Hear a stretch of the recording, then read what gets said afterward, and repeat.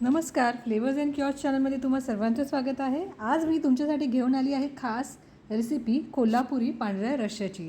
तर ही रेसिपी समजून घेण्यासाठी हा व्हिडिओ शेवटपर्यंत नक्की बघा आणि माझ्या चॅनलला लाईक, शेअर आणि सबस्क्राईब करा। तर चला सुरुवात करूया। तर या रेसिपीसाठी आपल्याला सगळ्यात आधी नारळाचं दूध काढून घ्यायचं आहे। तर यासाठी मी अर्धा ओला नारळ घेतलेला आहे आणि त्या नारळाचा जो मागचा तपकिरी भाग असतो तो चाकूने सोलून घेतलेला आहे आणि त्या नारळाचे छोटे छोटे तुकडे करून घेतले आहेत। हे तुकडे मिक्सरला घालून घेतलेले आहेत आणि त्यासोबतच मी 2 हिरव्या मिरच्याही घातलेल्या आहेत। थोडंसं कोमट पाणी घालून आपल्याला हे मिक्सरला फिरवून घ्यायचं आहे। तर अशा प्रकारे आपण एक मिक्सरला एकदा फिरवून घेतलेला आहे आणि आता ह्या मिश्रणाला मी गाळणीच्या साहाय्याने गाळून त्याचं दूध काढून घेत आहे। तर इथे मी अशी गाळणी वापरली आहे, पण त्याऐवजी जर तुम्हाला सोयीस्कर असेल तर एखादा सुती कपडा तुम्ही वापरलात तरीही चालेल। तर आता ह्याच्या चमच्याच्या साहाय्याने मी चांगलं दाबून ह्याचं दूध काढून घेतलेलं आहे। आता हा जो चौथा दिसतोय तो आपल्याला पुन्हा मिक्सरमध्ये घालून घ्यायचा आहे आणि त्यासोबत पुन्हा थोडंसं गरम पाणी घालून पुन्हा आपल्याला हे मिक्सरला वाटून घ्यायचं आहे। तर इथे आपल्याला ही जी प्रोसेस आहे ती साधारणतः 3 ते 4 वेळा रिपीट करायची आहे, जेणेकरून सगळं नारळाचं दूध व्यवस्थित निघतं आणि फक्त चौथा उरतो।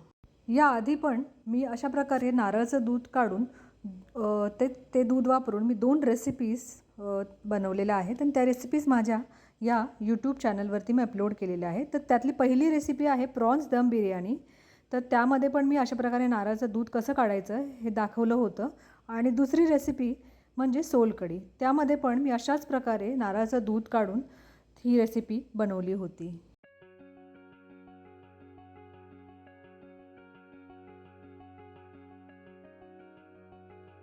तर आता आपलं नारळाचं दूध काढून इथे जवळपास झालेलं आहे।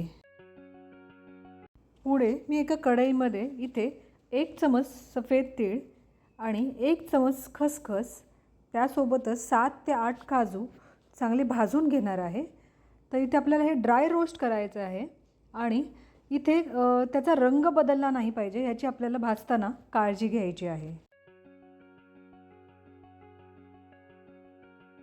तर आता आपलं काजू खसखसचं मिश्रण इथे थंड झालेलं आहे। आता आपण याची थोडंसं कोमट पाणी घालून याची एक फाईनशी पेस्ट इथे मिक्सरला तयार करून घेतलेली आहे।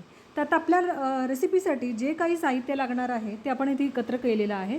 तर एक म्हणजे नारळाचं दूध, दुसरं म्हणजे काजू खसखसची पेस्ट, त्याशिवाय आपल्याला लागणार आहे इकडे चिकनचा स्टॉक। तर हा चिकनचा स्टॉक शिजवताना आपल्याला हळदीचा वापर नाही करायचा आहे। त्यासोबतच आपल्याला लागणार आहेत काही खडे मसाले, त्याच्यामध्ये 6 ते 7 काळी मिरी, 3 ते 4 लवंगा, 2 अख्खे वेलदोडे, 2 छोटे दालचिनीचे तुकडे आणि 1 चक्री फूल आपल्याला इथे लागणार आहे। तर आता फोडणीला सुरुवात करूया। त्यासाठी मी इथे 2 चमच तेल गरम करून घेतलं आहे। त्यामध्ये सगळे अख्खे मसाले आपल्याला घालून घ्यायचे आहेत। थोडे मसाले तडतडले की साधारणतः आपल्याला 1.5 चमच इथे अद्रक लसूणची पेस्ट त्याच तेलामध्ये घालून चांगलं परतून घ्यायचं आहे। इथे कोणत्याच प्रकार आपल्याला मसाला करपवायचा नाही, त्यामुळे हलकं फक्त परतून घ्यायचं आहे। आणि आता ही पेस्ट आपली परतून झाली की त्याच्यामध्ये आपण ते जे खसखसचं आणि तिळाचं जे मिश्रण होतं ते आपण ह्याच्यामध्ये घालून घेऊया। तर इथे थोडंसं मिश्रणाला परतून घेऊया, पण हे लक्षात ठेवायचं आहे की इथे बिलकुल मसाला करपून द्यायचा नाही, जेणेकरून आपल्या पांढऱ्या रस्स्याचा जो रंग आहे पांढरा तो इथे टिकला पाहिजे। परतून झाल्यावरती आता आपण जे चिकनचा स्टॉक इथे काढला होता तो आपल्याला घालायचा आहे। चवीनुसार थोडंसं मीठ घालून या मिश्रणाला आपण इकडे चांगली उकळी येऊ देऊया आणि त्यानंतर आपण ह्याच्यामध्ये घालणार आहोत नारळाचं दूध।